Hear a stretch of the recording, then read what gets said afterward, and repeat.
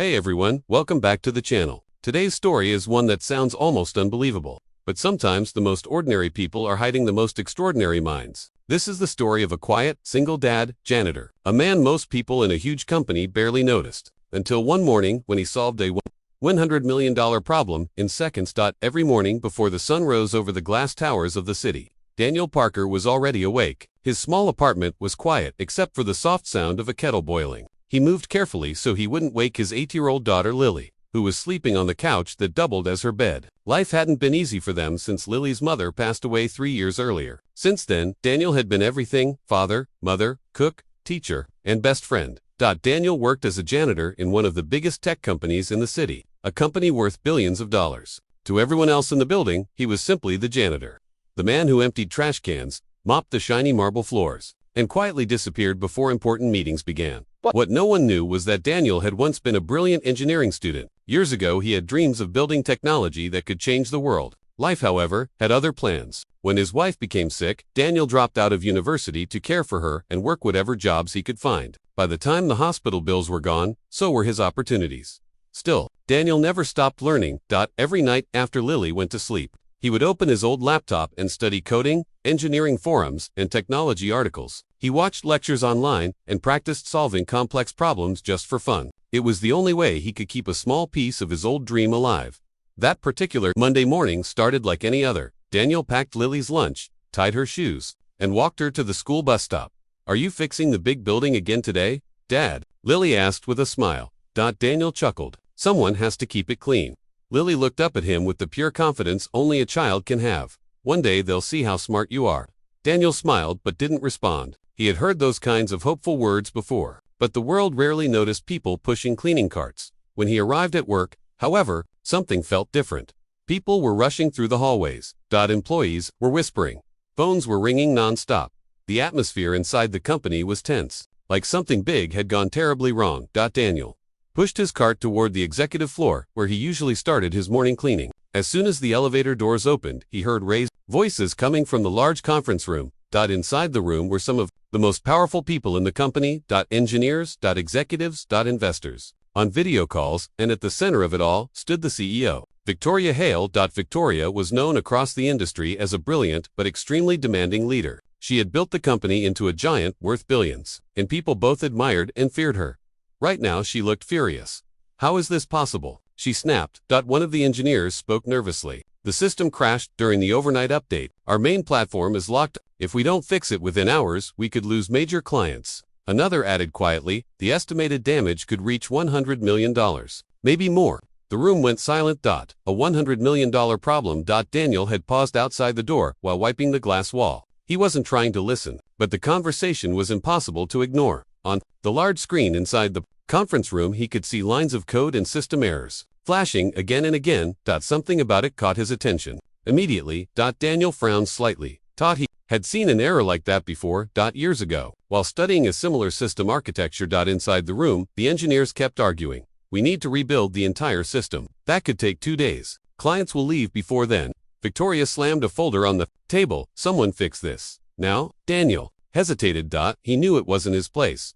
He was just the janitor. But as he stared at the screen again, the answer seemed almost obvious. His heart began to race. Should he say something? What if he was wrong? What if they laughed at him? He slowly turned back to his cleaning cart, then stopped. He thought about Lily, about the rent, about all the nights he spent studying. Sometimes life only gives you one strange moment to be brave. Daniel took a deep breath and gently knocked on the open conference room door. No one noticed at first until one of the managers turned around.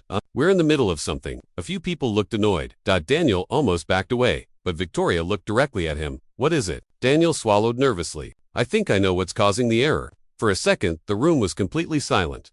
Then someone actually laughed. One of the engineers whispered, "The janitor." Another shook his head, but Victoria didn't laugh. She studied Daniel carefully. "You think you know what's wrong with the system my senior engineers can't fix?" Daniel nodded slowly. "I might be mistaken, but the code on the screen shows a loop conflict from the backup server patch. If you disable the mirrored trigger and restart the authentication layer, it should unlock the system." The room went quiet again. This time, not because people were amused, because several engineers suddenly looked at the screen. One of them quickly typed on a laptop, another leaned forward. "Wait, hold on." The engineer's fingers moved quickly across the keyboard. A few seconds passed. Then, suddenly, the error messages on the giant screen disappeared. The system dashboard refreshed. Green lights appeared across the display. The platform was back online. The entire room froze. One of the managers whispered, "No way." Another engineer checked the data again. "It's working." Someone else said, "The servers are stabilizing." Within seconds, phones started ringing again, but this time with good news from clients whose systems were reconnecting. The $100 million disaster had just vanished, and the person standing quietly near the door, holding a mop, had fixed it in seconds. Every head in the room slowly turned toward Daniel. He suddenly felt extremely uncomfortable. "I'll just get back to cleaning," he said softly. But Victoria spoke immediately. "Wait." Her voice stopped him in his tracks. She walked toward him slowly, studying him like she was trying to solve a mystery. "What's your name?" "Daniel Parker." "How do you know system architecture like that?" Daniel hesitated. "I studied engineering. A long time ago," one of the executives whispered to another. "You're telling me our janitor just saved us $100 million. Victoria crossed her arms, still looking at Daniel. Then something unexpected happened. She started laughing, not in a mocking way, in disbelief. "My entire senior tech team has been in panic mode for 2 hours, she said, and the man cleaning the hallway fixes it in 10 seconds. Number one in the room spoke. Then Victoria did something that shocked everyone even more. She extended her hand to Daniel. "Walk with me." The executives stared as the CEO of a billion-dollar company walked out of the conference room. With the janitor, they entered her office overlooking the entire city skyline. Daniel stood awkwardly near the door. Victoria sat down, still studying him. "Tell me the truth," she said. "Who are you really?" Daniel gave a small, tired smile. "Just a dad trying to pay bills." For the next few minutes he explained his past, leaving university, hospital bills, raising his daughter alone, and working nights while studying technology whenever he could. Victoria listened without interrupting. When he finished, she leaned back in her chair. "Do you realize what you just did?" Daniel shrugged slightly. "Got lucky." Victoria shook her head. "You prevented a financial disaster and saved this company from public embarrassment." She tapped a pen on the desk, thoughtfully. Outside the glass walls, employees were already whispering. Word had spread. The janitor fixed the system. Finally, Victoria stood up. "Daniel Parker, how would you like a different job?" Daniel blinked. "I'm sorry. Our company clearly hired you for the wrong position." His eyes widened. "I can't afford to go back to school." Victoria smiled slightly.